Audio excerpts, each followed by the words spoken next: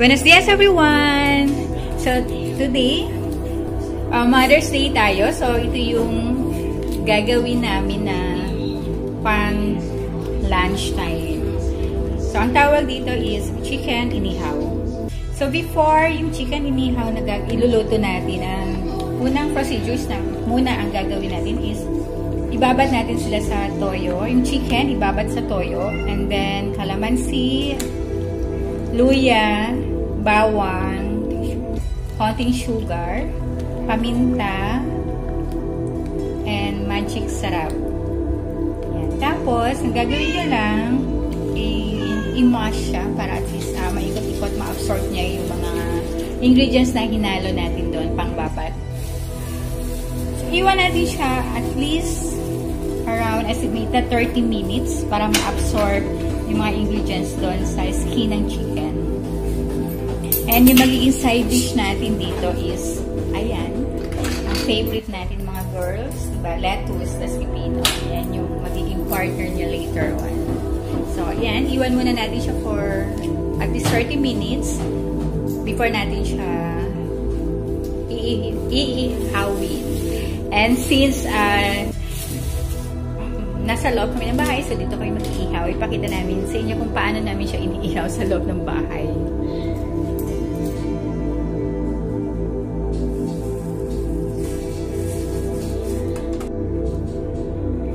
Right now is we're starting preparing yung side dish ng ating pang lunch, which is yung lettuce and pipino.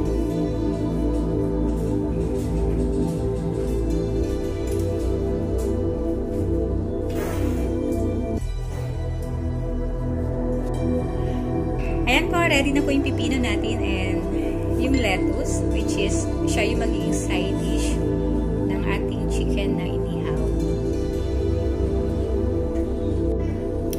And now, tapos yung 30 minutes natin sa pagbabad doon sa mga ingredients kasama yung chicken. So, we'll start na yung cooking niya.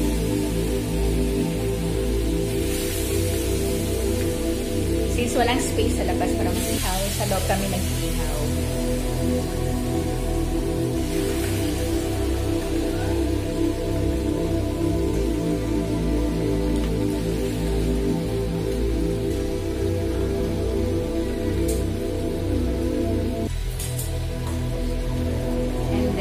Cover it up. Iwan lang siya ulit.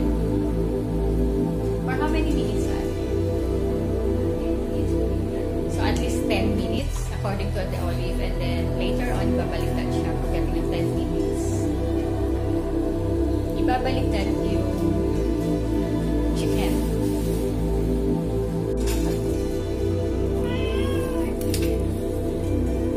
Sauce na lettuce natin siya ng pipino. So before kasi ginagawa namin is bumibili talaga kami ng mayonnaise and ketchup. But then, expensive siya. So may gumagawa naman sa amin dito. Ready-made na, binibenta. So yung ganito is 25 peso lang yan. Pero same thing, hinahaluan nila ng ketchup and mayonnaise. So ganun na, pero pwede nyo ganun sa loob na bahay. Ketchup and mayonnaise. Haluin nyo lang yan. So, may sauce na kayo for the lettuce and pipino.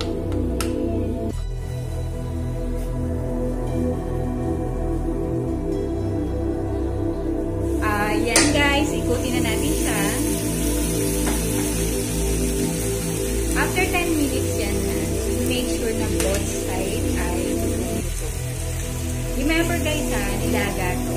Chicken nilaga, hindi siya ito. Ay, sorry! It's chicken inihaw. Ayan. Sorry. And then yung sobra niyang sauce na minarinate natin sa binabad ng chicken. Ayan. Kaya halo pa din siya para malasa masyado. Ma-absorb doon sa skin niya. And then cover it up again. Guys, sorry talaga. It's chicken. Ulitin ko lang, chicken inihaw. So, ayan guys, kaiikot lang natin ulit yan. So, ito na yung pinaka-last natin sa pag-ikot sa chicken inihaw natin. Ayan.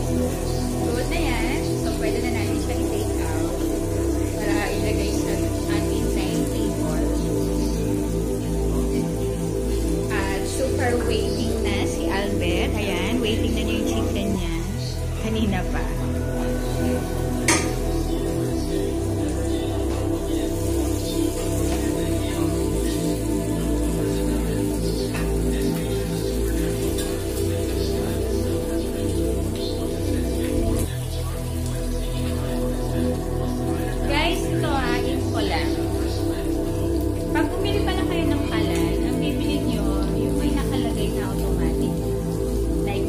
Automatic ignition. Kasi mas mabilis ang buhay natin. Hindi mo na kailangan ng match para sisindihan siya.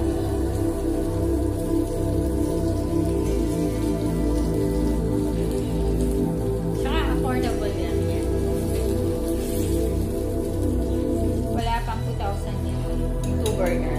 Ayan na may nakalagay. Automatic ignition.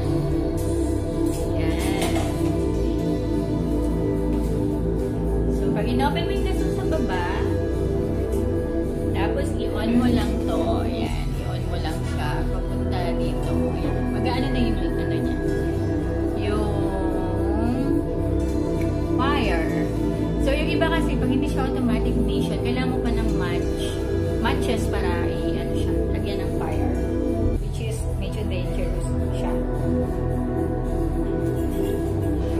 Window.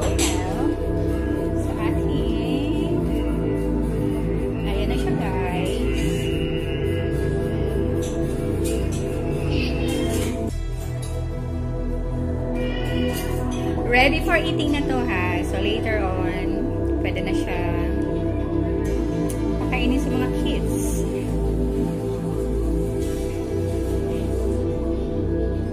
Guys, kung may natutunan kayo sa video ko na ito, kung paano lutuin yung chicken na inihaw sa loob ng pamamahay, kindly subscribe my channel, pa-like na din, and don't forget to share it. Thank you so much and keep safe everyone.